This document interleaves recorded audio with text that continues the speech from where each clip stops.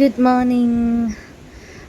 ഇന്ന് സ്ട്രൈക്കാണ്, അതുകൊണ്ട് തന്നെ ഞാനും ഹസ്ബൻഡും അപ്പനും അമ്മയും എല്ലാവരും ഇന്ന് വീട്ടിൽ തന്നെ ഉണ്ട്. അപ്പോൾ രാവിലെ തന്നെ അപ്പൻ ഡോറയും മക്കളെയും കൂട്ടിൽ നിന്ന് വെളിയിലിറക്കി. രാവിലെ കുട്ടികളെല്ലാം നല്ല ആക്റ്റീവാണ്, എല്ലാവരും നല്ല ഹെൽത്തി ആയിട്ടിരിക്കുകയാണ്. ഫ്യൂ ഡേയ്സ് മുൻപാണ് നമ്മൾ ഡോറയുടെ ഡെലിവറി വീഡിയോ യൂട്യൂബിൽ അപ്ലോഡ് ചെയ്യുന്നത്. ഞങ്ങൾക്ക് ഫാമിലി ആയിട്ട് ഞങ്ങൾക്ക് വളരെ സ്പെഷ്യലായിട്ടുള്ള ഡേ ആയതുകൊണ്ട് നമ്മളത് ഷെയർ ചെയ്തു എന്നേ ഉള്ളൂ. പക്ഷെ നല്ല രീതിയിൽ ആ വീഡിയോ അത്യാവശ്യം റീച്ചായിട്ടുണ്ട്. അപ്പോൾ അതിനടിയിൽ കുറേ കമൻസ് വരുന്നുണ്ട്. എന്തുകൊണ്ട് as A responsible pet parent നിങ്ങൾ എന്തുകൊണ്ട് നിങ്ങളുടെ ഡോഗിനെ സ്പേ ചെയ്തിട്ടുണ്ടായിരുന്നില്ല എന്ന്.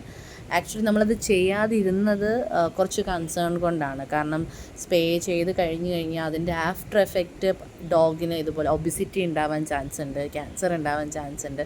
അപ്പം നമ്മൾ ആക്ച്വലി അത് നമ്മുടെ ഒരു കസിൻ്റെ ഡോഗിൽ അത് നമ്മൾ എക്സ്പീരിയൻസ് ചെയ്തതാണ്. അപ്പോൾ ആ ഒരു ടെൻഷൻ ഉള്ളതുകൊണ്ടാണ് നമ്മളങ്ങനെ ചെയ്യാതെ അത് ഒരു പോസ്റ്റ്പോൺ ചെയ്ത് വെച്ചിരുന്നത്. പലരും നമ്മളോട് പറഞ്ഞിട്ടുണ്ടായിരുന്നു, ഡോഗ്സ് ഡെലിവറിക്ക് ശേഷം ഓണേഴ്സിനെ പപ്പീസിൻ്റെ അടുത്തേക്ക് അടുപ്പിക്കില്ല. പക്ഷേ നമുക്ക് ഡോറയുടെ കേസിൽ അങ്ങനെ ഒരു ഇഷ്യൂ ഇല്ല. കാരണം അവൾ ഓൾറെഡി നമ്മളുടെ മോളാണ്, നമ്മളുമായിട്ട് വളരെ ഫ്രണ്ട്ലിയാണ്.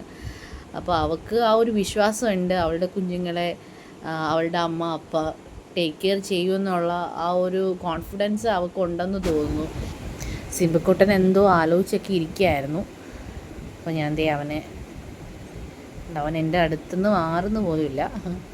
അവനിഷ്ടമാണ് അവൻ്റെ താടിയിൽ ഇങ്ങനെ ഒന്ന് ചൊറിയുന്നതൊക്കെ അവന് ഭയങ്കര ഇഷ്ടമാണ് കേട്ടോ.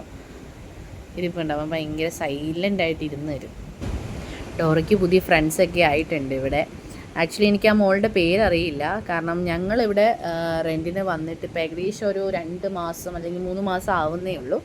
അപ്പോൾ ഈ ഏരിയ ആയിട്ട് നമുക്ക് ഒത്തിരി പരിചയമായിട്ടില്ല. പക്ഷേ നമ്മളെക്കാൾ ഉപരി ഏറ്റവും കൂടുതൽ ഈ ഏരിയ അറിയാവുന്നതും എല്ലാവരുമായിട്ട് കമ്പനി ആയിട്ടുണ്ട് ഇപ്പോൾ തന്നെ ഡോറ.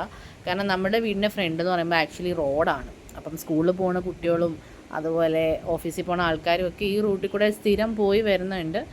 അവളെല്ലാവരുമായിട്ടും കമ്പനിയാണ്. ഒരാളെ പോലും അവൾ വിളിക്കാതെ വിടാറില്ല. ആരെങ്കിലും അവളെ മൈൻഡ് ചെയ്യാതെ പോയി കഴിഞ്ഞാൽ പിന്നെ ഇവിടെ വിഷയമാക്കും അവൾ.